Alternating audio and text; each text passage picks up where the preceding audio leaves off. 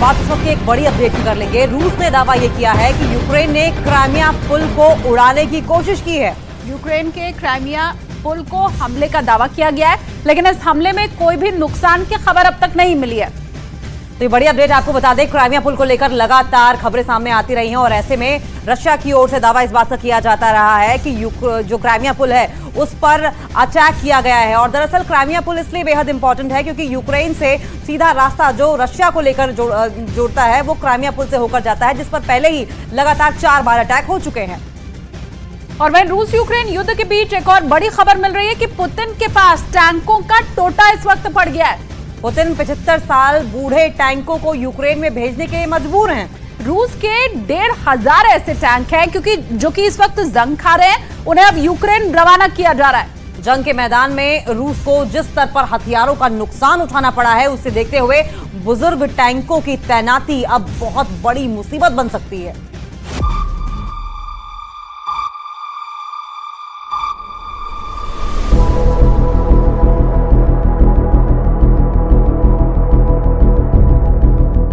एक, 2, 3, 4, 5, 6 या 7 नहीं, पूरे 1,500 टैंकों का टकसाल है।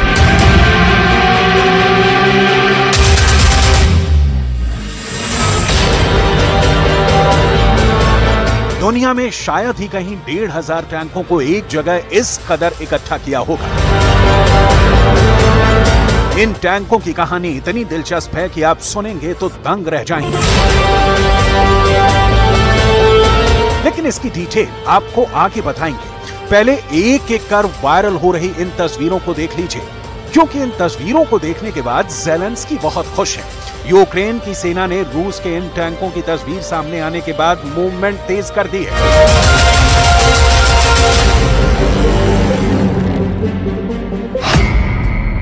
एक साथ 1500 टैंक देख क्यों खुश हुए ज़ेलेंस्की के जनरल? इतनी बड़ी तादाद में रूस ने क्यों इकट्ठा किए टैंक? साइबेरिया में इन टैंकों को इकट्ठा करने के पीछे का मकसद क्या है?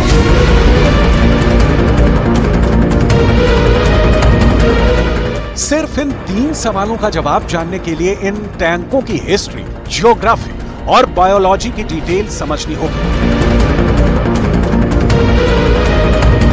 पश्चिमी मीडिया में छपी रिपोर्ट के मुताबिक ये टैंक साइबेरिया के ओपन एयर डिपो से यूक्रेन के युद्ध मैदान की ओर रवाना किए जा रहे हैं। लेकिन टैंकों की ये रूटीन रवानगी नहीं है, क्योंकि ये टैंक सामान्य नहीं बल्कि बेहद असामान्य है। जी, बेहद असामान्य, क्योंकि ये टैंक डिपो में अब तक जंग खा रहे थे। रूस ने इन्हें एक तरह से त्याग दिया था क्योंकि ये बहुत पुराने हैं। इनका मॉडल, इनके अटैक का तरीका काफी पुराना हो चुका है।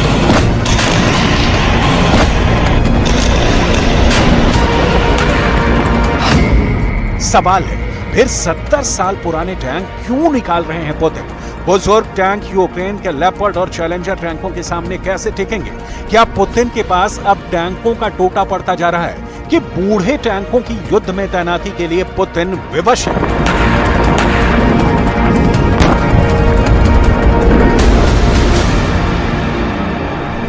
इन सवालों का जवाब एक एक कर आपको उसकी डिटेल के साथ दिखाएंगे। शुरुआत इन टैंकों की ताकत और इनके इतिहास और वर्तमान से। 1570 टैंकों की जो तस्वीर आपकी स्क्रीन पर है, उन टैंकों में शामिल है T-62, T-55 और T-54 मॉडल। ये सारे टैंक दशकों पुराने हैं और अपनी आखिरी घड़ियां गिन रहे थे कि डिपो के जनरल को इन टैंकों को जवान बनाकर मैदान में पहुंचाने का हुक्म हुआ। और अब ये विश्राम मुद्रा में खड़े टैंक एक्शन में आने वाले हैं। सवाल है कि ये बूढ़े टैंक क्या कर पाएंगे जंग के मैदान में? डिटेल में समझते हैं। रूस का पहला T-62 टैंक साल 1961 में सेना में शामिल हुआ था। इस टैंक में छोटा मगर बेहद कारगर इंजन लगाया गया है, जो रूस को पहले भी कई फ्रंट पर जीत हासिल करवा चुका है। 1975 में इस टैंक का प्रोडक्शन बंद किया जा चुका है। तब तक कुल 22,000 टैंकों का उत्पादन किया गया था। माना जा रहा है कि अब भी रूसी सेनाओं के साथ लगभग 2,000 T-62 टैंक काम कर रहे हैं। रूस की सेना पहले से ही इस टैंक का यूक्रेन में इस्तेमाल कर रही है। रूस ने इनमें से कई टैंकों को अपग्रेड करके साल 2017 और 2018 में सीरिया में भी भेजा था। यूक्रेन में भेजे गए इन टैंकों को अतिरिक्त आर्मर से लैस किया गया है ताकि यूक्रेनी मिसाइलों से निपटा जा सके।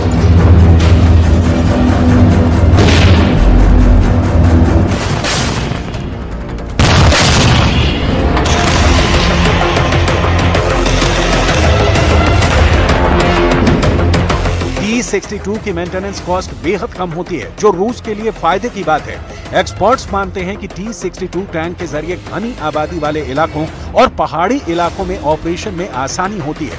यही कारण है कि T-62 टैंकों को पुतिन ने पिछले ही साल यूक्रेन की लड़ाई में उतार दिया और अगले साल यानी 2023 के मैदान में भेजने के लिए 800 T-62 टैंकों को अपग्रेड करने का हुक्म दिया, क्योंकि पुतिन के टैंकों को ज़ेलेंस्की ने मिट्टी में मिला दिया।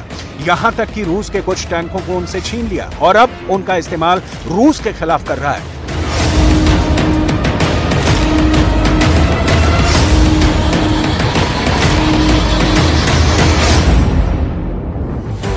पुतिन के टैंकों के ऐसे हश्र की इनसाइड स्टोरी आपको दिखा चुके हैं। अभी रेल से भेजे जा रहे पुतिन के 2 बूढ़े टैंकों की डिटेल देख लीजिए। T-55 टैंक, T-54 और T-55 टैंक द्वितीय विश्व युद्ध के बाद के वर्षों में पेश किए गए सोवियत मुख्य युद्ध टैंकों की एक श्रृंखला है। पहला T-54 प्रोटोटाइप 1945 के अंत तक निज़्नी टैगल में पूरा हो गया था। 1950 के दशक के अंत से T-54 अंततः सोवियत सेना की बख्तरबंद इकाइयों वार्सो संधि देशों की सेनाओं के लिए मुख्य टैंक बन गया। कई दूसरे 20वीं सदी के उत्तरार्ध में अपनी शुरुआत के बाद से T-54 और T-55 दुनिया के कई सशस्त्र संघर्षों में शामिल रहे हैं।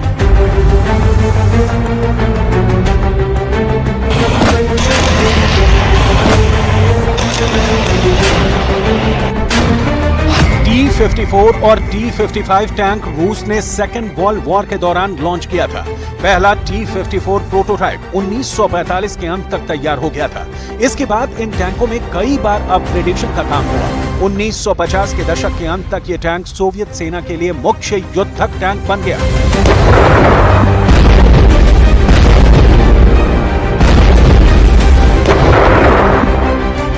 लेकिन समय की रफ्तार ने इन टैंकों से इनकी ताकत छीन ली और शीत युद्ध का भी अंत हो गया। लिहाजा इन भारी भरकम टैंकों का जमाना लग गया और इन्हें रूस ने इनके गंतव्य स्थल पहुंचा दिया, जिसे निकालना, चमकाना, नए हथियारों से लैस करना और मैदान में उतारना पुतिन की मजबूरी बन गई है। कहा जा रहा है कि रूस के पास T-62 टैंक हजारों की संख्या में मौजूद हैं। ये टैंक भले ही मैदान में लेपर्ड और चैलेंजर की तरह काम नहीं करें, लेकिन इनमें इतनी शक्ति तो है कि ये दुश्मन को धमका सके। लेकिन सवाल फिर वही, ऐसे बूढ़े टैंकों को मैदान में उतारने की पुतिन के पास मजबूरी ही क्यों?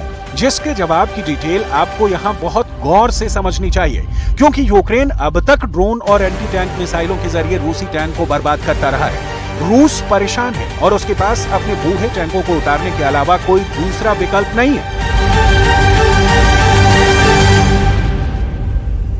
इस मजबूरी को दिखाएं उसके पहले इस तस्वीर को बहुत गौर से देख लीजिए।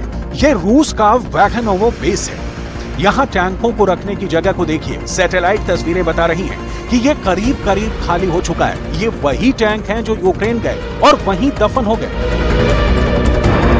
रूस के पास दुनिया में सबसे ज्यादा टैंकों की संख्या है, लेकिन जिस तरह से यूक्रेन के मैदान में इन टैंकों की तबाही की कहानी लिखी जा रही है, रूस के पास हजारों टैंक तो हैं, लेकिन अब तक ज़ेलेंस्की हजारों को तबाह भी कर चुके हैं। डिटेल देखिए।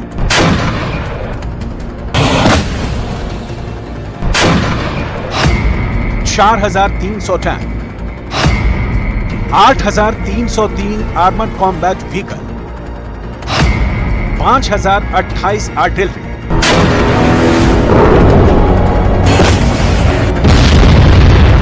वैगनोव बेस के बारे में कहा जाता है कि रूस अब तक 60% टैंक यहां से यूक्रेन के लिए रवाना कर चुका है। रूस के पश्चिमी मीडिया की रिपोर्ट के मुताबिक इस बेस पर 3,840 टैंक कभी हुआ करते थे, लेकिन 24 फरवरी आई और उसके 8 महीनों के भीतर ही यहां से टैंक यूक्रेन रवाना होना शुरू हो गए।